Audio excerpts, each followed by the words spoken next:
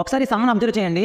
ఇలా base powers ఇచ్చి మనకు లార్జెస్ట్ కానీ స్మాలెస్ట్ కానీ అడుగుతాడు. ఇలా అడిగినప్పుడు పవర్స్లో ఏవైతే వాల్యూస్ ఉంటాయో ఆ వాల్యూస్ యొక్క డినామినేటర్స్ మనం ఎల్సిఎం కట్టాలి. డినామినేటర్స్ అంటే 2, 3, 4, 6, 12 వాటికి మనం ఎల్సిఎం కట్టాలి అంటే వాటిలో పెద్ద నెంబర్ ఏదైతే ఉంటుందో ఆ నెంబర్ తీసుకొని ఆ నెంబర్ అనేది రిమైనింగ్ అన్ని చిన్న నెంబర్ చేత ఎగ్జాక్ట్గా డివిజిబుల్ అయితే అదే మన యొక్క ఎల్సిఎం అవుతుంది. అయితే ఇక్కడ మన యొక్క ఎల్సిఎం ఏమవుతుంది? 12 అవుతుంది. ఎందుకంటే 12 అనేది మిగతా అన్ని నెంబర్ల చేత ఎగ్జాక్ట్గా డివిజిబుల్ అవుతుంది కాబట్టి.